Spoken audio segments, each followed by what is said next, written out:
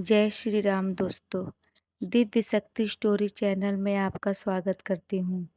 दोस्तों, अगर आपको सच्ची कहानियाँ सुनना पसंद है तो मेरे चैनल को सब्सक्राइब करें। आज की कहानी मेरे छोटे दादाजी के साथ घटी एक सच्ची घटना है। अब मैं ये कहानी उनके नज़रिए से आपको बताती हूँ। मेरा नाम देवराज सिंह है। ये बात उस समय की है जब मेरी नई नई सरकारी नौकरी लगी थी। मैं सेना में भर्ती हुआ था। गांव में कुल देवी तथा घर के देवता का पूजन होना था। दोस्तों, हमारे यहाँ साल में एक बार यह पूजा होती थी, इसलिए मैं छुट्टी लेकर गांव आ रहा था। ट्रेन लेट हो गई थी। मैं स्टेशन से बस अड्डे के पास उतर गया। वहाँ मुझे एक ट्रक वाला मिल गया। उसने गांव के बाहर रोड पर उतार दिया। मैं गांव के छोटे रास्ते जो कि खेतों के बीच से होकर जाती थी। दोस्तों, मैं बचपन से निडर स्वभाव का था। मैं रात को कई बार खेतों में जा चुका था। आधी रात का समय था। हर तरफ सन्नाटा ही सन्नाटा था। मुझे अचानक किसी औरत के रोने की आवाज़ सुनाई दी।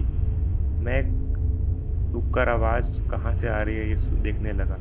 दोस्तों, उस आवाज़ में बहुत ही ज़्यादा दर्द भरा हुआ था।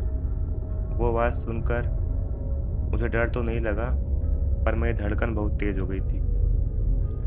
थोड़ा आगे जाकर मैंने देखा मेरे गांव के ही बड़े दादा के खेत के पुराने कुएं पर कुछ बैठा है। ठंड की रात होने के कारण हर जगह कोहरा था।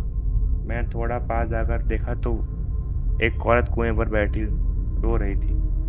उसकी काली रंग की साड़ी पहनी थी। कुछ साफ से नहीं दिख रहा था। मैं उससे पूछा, क्या हुआ, तुम क्यों रो रही हो, क्या परेशानी है? मुझे पक्का यकीन था कि वो मेरे गांव की थी। शायद उसने मेरी आवाज़ नहीं सुनी। मैंने दोबारा थोड़ा तेज आवाज़ में बोला। मेरी बात सुनकर वह खड़ी हो गई। तब मेरा ध्यान उस पर गया। कुएं की दीवार बहुत पतली थी, कोई भी उस पर खड़ा नहीं हो सकता था। मुझे डर लगने लगा। उसने बहुत ही भयानक आवाज़ में बोला, चला जा यहाँ से। अगर तू अकेला नहीं होता तो शायद आज तू ना बचता। जा अब। ये बोलकर वो पानी में कूद गई। उसके कूदने से पानी में ना ही कोई आवाज़ आई और ना ही कोई हलचल हुई। मैं बहुत हैरान था। मैं घर आ गया। मेरे बापूजी बाहर ही बैठे हुए थे। शायद वो मेरा इंतज़ार कर रहे थे। मैं सोने चला गया जहाँ में व्यस्त हो गए। रात को मुझे थोड़ा बुखार आ गया था। मैंने रात वाली बात किसी को नहीं बताई थी। मेरे बाबूजी मेरे पास आकर बैठे कर बोले, सब ठीक है ना? तब मैंने रात वाली बात उनको बता दी। वो मुझे पुजारी के पास लेकर गए। पुजारी जी ने मेरे माथे पर काली माँ का तिलक लगाकर बोला, तू तो बिल्कुल ठीक है। मैंने पूछा, वो औरत कौन थी? तब बाबूजी ने बताया कि वो हमारे गांव की बहू थी।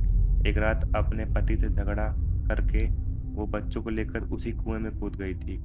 जब तक गांव वाले पहुंचे तब तक वह मर चुकी थी। उसके दोनों बच्चे तो बच गए। कई लोगों ने उसके रोने वाली बात बताई है। अब कोई वहां से रात को नहीं आता जाता। तब मैंने पूछा कि उसने ये क्यों कहा था कि तू अकेला होता तो? तब पुजारी जी ने मुझे बताया कि तुम्हें लेने हमारे गांव के कुल देवता गए थे और शायद इसलिए तुम्हारी जान बच गई थी। ये दूसरी घटना मेरे बड़े पापा के बेटे के साथ घटी एक सच्ची घटना है। ये उन दिनों की बात है जब भैया 10th क्लास में पढ़ते थे। एक बार उनके बाबूजी खेत की रखवाली करने के लिए रात को खेत पर ही रुक गए थे। भैया उनके लिए खाना लेकर खेत पर गए। 9:30 के आसपास का समय होगा। खेत पर और लोग भी थे। वहाँ बैठकर बातें करने लगे। भैया को टाइम का तो जैसे ध्यान ही नहीं रहा है। भैया घर आने के लिए जल्दी वहाँ से निकल गए। घर आने के 2 रास्ते थे। एक दूर का रास्ता था और एक पास का रास्ता था। भैया ने छोटा रास्ता चुना। वो रास्ता बागीचे के बीच से होकर जाता था। भैया जल्दी जाने के चक्कर में बागीचे से होकर जल्दी-जल्दी आ रहे थे। जैसे भैया बागीचे से बाहर निकल रहे थे, उन्हें पीछे कुछ आवाज़ सुनाई दी, जैसे घंटी बज रही हो। भैया चौंक कर पीछे देखे तो वहाँ एक भैंसा खड़ा था। भैया ने ज़्यादा इस पर ध्यान नहीं दिया और आगे बढ़ने लगे। फिर वही घंटी की आवाज़ दोबारा सुनाई दी। इस बार भैया को थोड़ा डर सा लगा। भैया ने दोबारा पीछे मुड़कर देखा तो अब वहाँ भैंसा नहीं, नीलगाय खड़ी थी। यह देखकर भैया के रोंगटे खड़े हो गए। वह नीलगाय अचानक से अजीब-अजीब आवाज़ निकालने लगी। भैया भागना चाहते थे, पर उन्हें पता था कि इस तरह से भागना ठीक नहीं है। भैया वहीं जम गए। वह नीलगाय को देखकर उन्हें बहुत ही भय लग रहा था। कुछ देर बाद भैया के आँखों के सामने ही वह नीलगाय सूअर में बदल गई। अब तो मेरे भैया बहुत ही ज़्यादा डर गए थे। बस उन्हें एक ही बात याद आई, वह बजरंगबली के बहुत बड़े भक्त थे। उन्होंने तेज आवाज में जल्दी-जल्दी हनुमान चालीसा पढ़ना शुरू कर दिया। भैया इतना तो समझ गए थे कि उनका पाला किसी प्रेत या छलावे से पड़ा है। भैया ने हनुमान चालीसा पढ़ते-पढ़ते आगे बढ़ने लगे और बिना पीछे मुड़े गांव के अंदर आ गए।